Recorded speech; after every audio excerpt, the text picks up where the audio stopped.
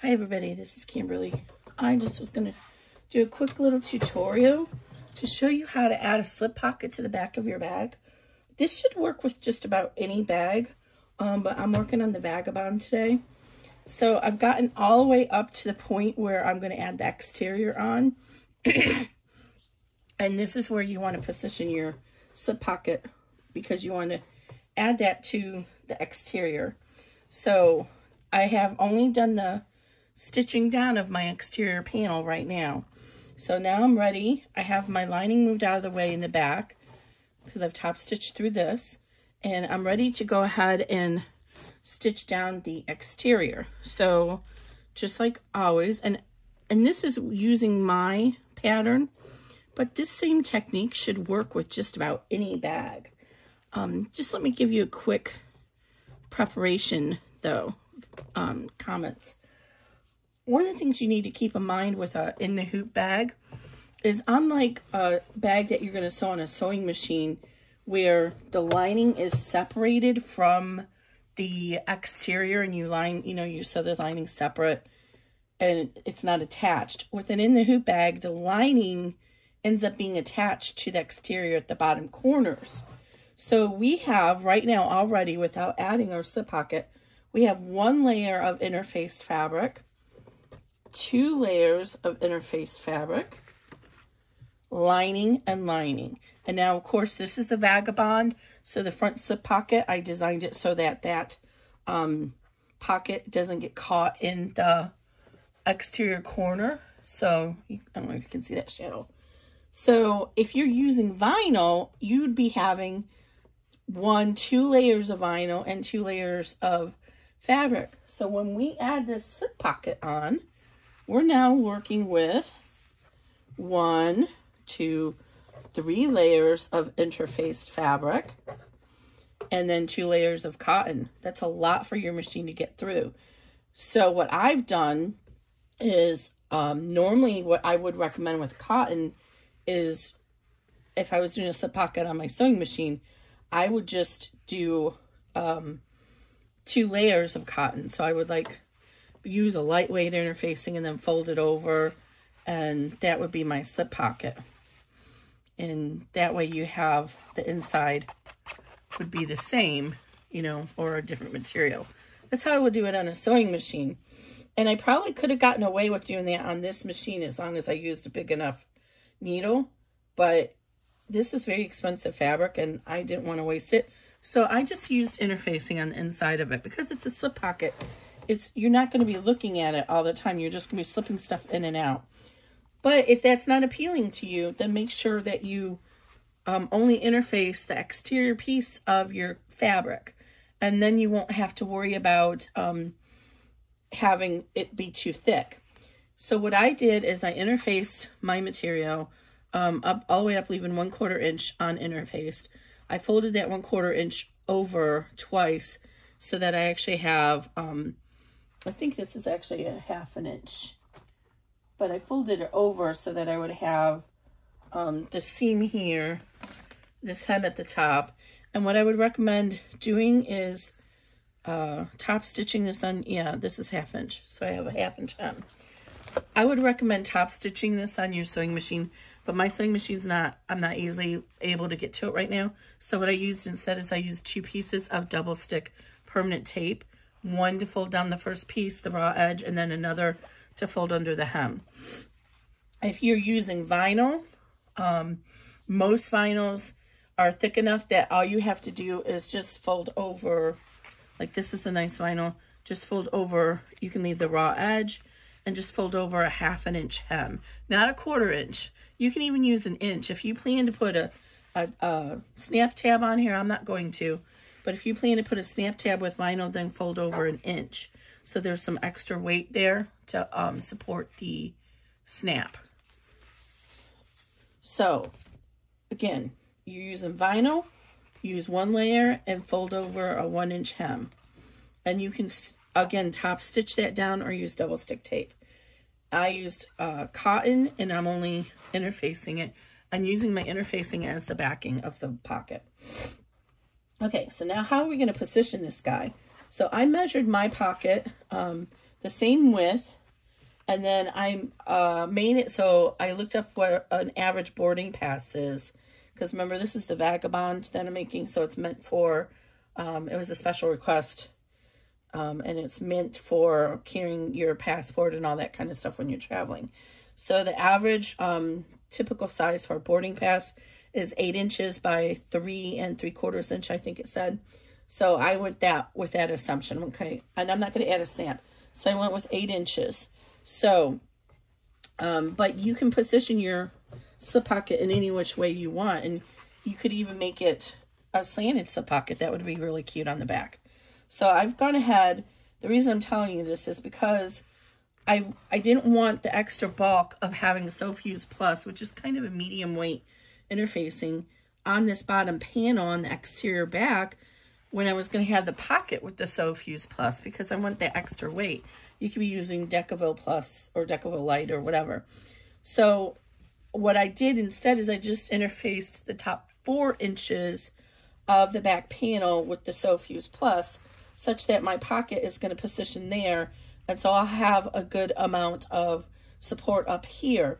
Had I only used, because I actually originally was going to just use a lightweight interfacing, which is what I already have on here.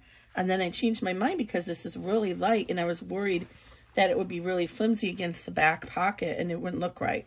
So I added a 4-inch strip of SoFuse Plus to interface this cotton. If you're using vinyl, you wouldn't need to worry about that. Vinyl is fine on its own, unless you're using a really thin vinyl that you're already interfacing.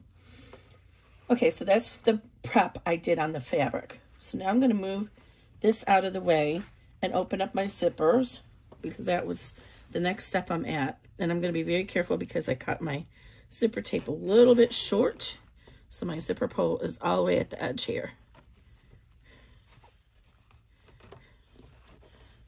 Okay, so I'm going to move this over to the D-ring. I'm going to just tape this so these don't, they're dingle-dangly ones, and I don't want them to loosen around when I'm trying to stitch. Okay, so now we want to make sure where our, excuse me, I'm going to lift up this exterior because I cut everything to be a little bit longer, but I want my pocket to be exactly correct.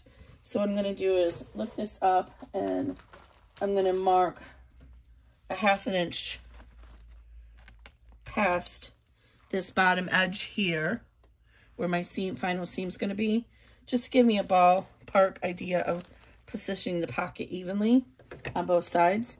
So I'm okay with a 1/2 inch. A 1/2 inch means half of the seam allowance will be into your bottom 1/2 inch. And on this bag, the turning hole is on the side, so not on the bottom. So we don't have to worry about having that slip pocket in our turning hole. But that's another consideration. If you're doing this on another bag, you're having extra bulk down there. We're going to be turning your hole as well. Okay, so now I marked this, so I'll have a better idea of arranging this in case this panel is really long, which it is. So, of course, I can't see it because it's covered up there, but that's okay.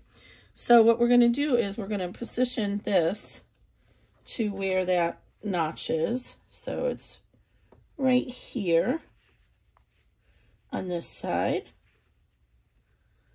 And then it should be at the same place on this side if you cut your panel evenly. And it's not. Okay, so there. All right. So then what we can do then is double check up here and make sure that it's evenly spaced between, you know, you can use your zipper as the registration. Make sure it's evenly spaced on both sides with the zipper. So this is 1.5 really, right down the middle of the zipper. And this is 1.5. So I actually ended up spacing that perfect.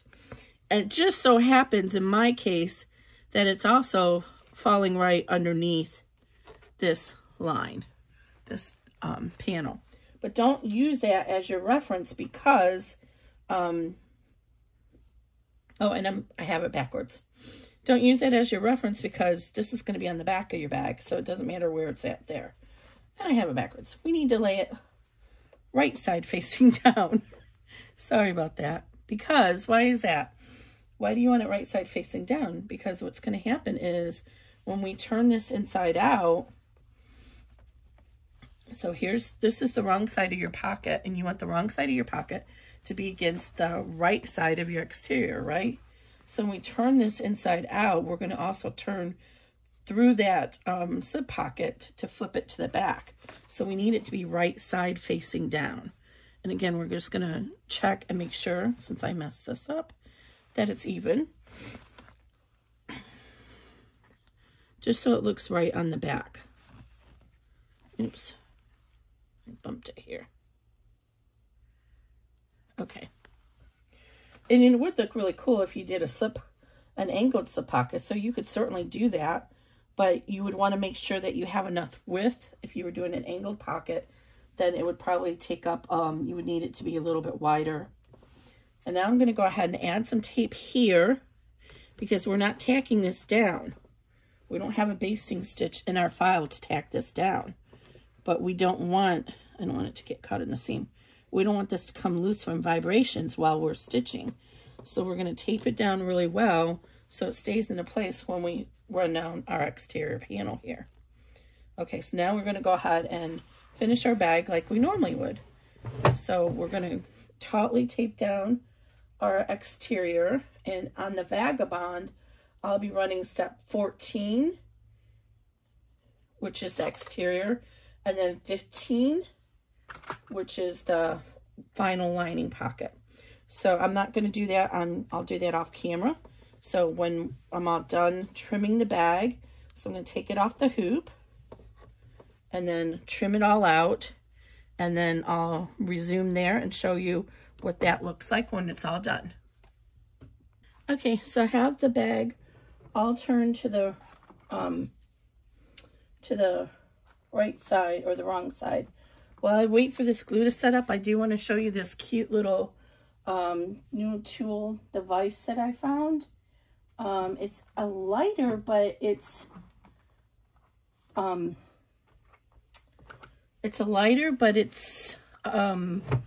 no, how I describe it? There's no flame to it. It's one of these electric lighters. So there's a charger here, and you plug it in. It comes with the cord. You can see that. And then you turn it on, and then you push this little button here, and it emits a little flame. So when you need to clean off your zipper, you can just take it and rub it along here. Am I getting it in the view? And mount the edge. Isn't that cool? I'll put a link for it down below. Very handy little device. I will say this particular model doesn't seem to hold the charge well. It's Rieta, but there's many of them available. I just picked the one that seemed to have the best reviews. Very cool. So this particular zipper tape I used was a little frayy, so I went in and pushed the seams back on my lining so I could use that little lighter thing on it. All right, so we have this all turned to the lining side. So I'm going to go ahead and open up the top, and then you're going to see where the slip pocket comes in to play here. So now I'm going to go ahead and flip this to the right side, and if you look inside here, you'll see that your slip pocket is there. So you kind of want to try and hold this here out of the way as you turn your bag to the right side so that your slip pocket will be on the back. So I'm holding onto it with my hands as I turn my lining to the inside. And that way, I won't have to flip it twice. If you don't hold on to it, then what's going to happen is that's going to be on the front of your bag, and you're going to have to flip your bag again to get the pocket to the back. So just reach inside and hold it. If you have a slip pocket that was farther down that you can't hold it, then it might be a good idea to reach inside and just put a little pin in it to hold it against the backing, just so that it stays. See, now my slip pocket is on the back. It's not the end of the world if you mess it up and this is on the back when you, or on the front, I should say, when you're all done. But it just saves you from having to turn again, especially when you're using cotton. You introduce those wrinkles to it. Now the Sofuse Plus is pretty good. I usually do not have to repress the fabric at all when I use Sofuse Plus, but I did put that layer of regular interfacing on my back that may counteract the Sofuse Plus. Okay, so now I have it pretty much out, so I'm going to reach inside and just like I would any other bag and push those corners out. Now this is a flat bag. This is not a flat bottom suit or flat bottom girl bag. So there's no gusset at the bottom. I think it would be a little bit harder to do that with a flat bottom girl bag with the gusset because there would be just too many layers. Okay. Oh, I do see a little bit of a wrinkle. What a bummer. That's okay. There's just a little bit right here. So I'll have to take that to the ironing and press it again. That is the first that I've had that issue with Sofuse Plus. I've not had a single bag yet that needed to be re-pressed. Okay, so now see how deep these pockets corners are because of that slip pocket being in there. And I do want to mention, especially if you're using vinyl, you might need to go up a needle size. I was using a 90-14, so I'm just reaching in with my turning device to push out that corner. I was using a 90-14 and it really struggled going over the hem on the slip pocket. So keep that in mind. You might need to go up a needle size for that final seam when you're including the slip pocket, because it's a lot of layers to get through and your needle might not do that well. And the problem with that is if your needle flexes because it can't get through those layers, then what do you think is going to happen? It's going to snap. The needle's going to break because it's going to flex. And when it hits that hole, it's going to be out of sync of that hole. It's going to hit your needle plate and it's going to break. And first of all, that's a dangerous thing if you don't wear glasses. I wear glasses automatically, so I'm safe. But if you don't wear glasses, I've seen a case where a woman had the needle fragment flew into her eye when it snapped. So that's one issue to be worried about. The second thing to be worried about is it can actually throw your timing off. So it's really important you know the limits of your machine. And if you don't think your machine can handle all these layers, do not try it. But the first sign when you have a needle break, the first thing you should look at if you're doing an in the hoop bag is your layers too thick and your needle couldn't get through it. So, and I usually put in almost all my PDFs a reminder to switch to a 90-14 needle when you get to these last few steps, when you do the D-ring strap connectors on, for almost any bag, especially if you're doing vinyl. I want you to switch to that 90-14. But I have had bags where I've had to switch to a 116 even, if the vinyl is just too thick and my machine couldn't handle it. And again, the number one way to know that is if you break a needle. Okay, so yeah, I'm going to have to press this a little bit. That's okay. So let me take this tape off. Okay, so as long as we're on video here showing you this slip pocket, I'll just show you again. This corner is the one that always messes people up. And it's, so if we just try to zip our bag closed right now, see that? So how you do this is you want to push this bulk right here into the seam. So you push down on this and pull the zipper up at the same time, and it'll push the bulk of that into the seam behind the zipper. And it's a little tricky, but if you practice, it'll work. And you'll see that the zipper tape will come out a little bit, and you'll see more of the zipper reveal. And this is really thick because I have that interfacing on it. And it's actually easier to do with the metal, like the hemostats, but I don't know where my hemostats are right now. Let me try this. zipper. And you just work at it and you will get it down. And then the same thing over here. Just put your pressing tool there, put your thumb here, and just push. And it'll push out that zipper on the edges. That's just one of the drawbacks to a, there we go, in the hoop bags. It's the way the zippers on the top are done. Now you can, one of my bags I do instruct how to do this. You can actually cut this free at the end and pull down the stabilizer so that you do get your zipper right on the top like that. But it's very tricky to do on a single needle machine. And I found when I was first digitizing, when my testers who are on a single needle machine tried to do that, their machines just couldn't support that ability to do that. It was just, they break a needle because it gets very thick there. All right, well, here's this bag all done, the Vagabond. This is the 8x11. This is like the largest one. There's an 8.5 by 8.5. But this is plenty big to put your passport. You can add one of the add-ons. I have the credit card slot and the zipper pocket add-on. You could definitely add that on here. I think adding the credit card slots inside here would be kind of cool. Definitely you could do that. But I'm not including that in this round. And then here we go. We have our slip pocket on the back. So now if you wanted to, I'm not putting a snap here because I want this for my boarding pass. And so if we put our ruler in here, how much depth did we end up having left over is about 7.5 inches. So we could have made the pocket a little bit bigger, but the boarding pass is 8 inches. So by having it there, it's easier to grab. But keep that in mind. So you could have gone up another inch, and then it would have put the slip pocket about right here. If you don't want it for your boarding pass, I mean, you could still put a snap here.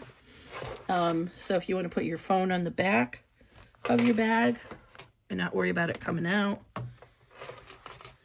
you could put a little snap right there and it would fit. But I'm not going to put a snap on, just to leave it like this because it's just a regular slip pocket. And then I'm going to go and press this a little bit because I did get a little bit of wrinkles. But there we go. That's how you do a slip pocket. And that would work, like I said, for almost any bag, not just my designs. Almost any other person's bag, that should work.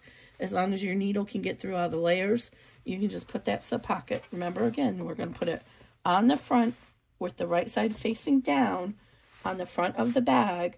And then when we flip it through, it'll be the right side facing up on the back. I hope that helps, guys. And if you like my video and my content, please consider subscribing by hitting that little subscribe button down below. And if you like the video, that'll help get those algorithms going, so it'll introduce me to other people looking for in the hoop bags on YouTube. Thanks so much. Have a great weekend.